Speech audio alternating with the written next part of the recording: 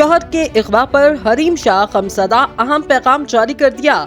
मशहूर पाकिस्तानी टिकटॉकर हरीम शाह ने अपने शौहर के अचानक अगवा होने के बाद अहम वीडियो पैगाम जारी किया। मुतनाज़ा वीडियो से शोहरत हासिल करने वाले टिकटॉकर हरीम शाह ने गम की हालत में जारी अपने पैगाम में कहा, आज मेरे शौहर को अगवा हुए 7 दिन हो चुके।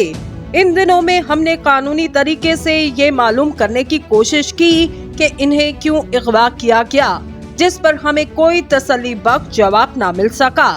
इस दर्दनाक वाक़ये पर हमने मुतलका थाने से रुजू किया, मगर न जाने इन पर किसका दबाव था कि इन्होंने हमसे कह दिया कि ये काम हमने नहीं किया और ना ही इसके बारे में हमें कुछ इल्म है। बहरहाल अब मैंने कोर्ट में पिटीशन दायर कर दी। मजीद ये कि इस वक्त मैं और मेरे शौहर के घर वाले शदीद असियत में हैं। इसके अलावा हरीम शाह का ये भी कहना था, मैं यहाँ ये भी बताती चलूं कि मैं अपने शौहर के हमरा लंदन में मुकीम थी, पर मेरे खामद को किसी काम से पाकिस्तान जाना पड़ा और फिर एक दिन शाम में खाने के बाद जब वो बाहर निकले तो कुछ नामालूम अफराद उन्हें अपने साथ जबरदस्ती गाड़ी में बिठा कर ले गए।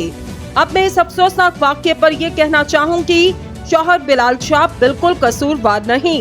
इन पर पाकिस्तान में कोई केस नहीं, वो किसी पार्टी को सपोर्ट नहीं करते, तो इन्हें फिर क्यों अगवा किया गया। इसलिए मेरी आर्मी चीफ समेत तमाम आला हुकाम से गुजारिश है, मेरे शौहर की बाजियाबी के लिए कोशिश की जाए।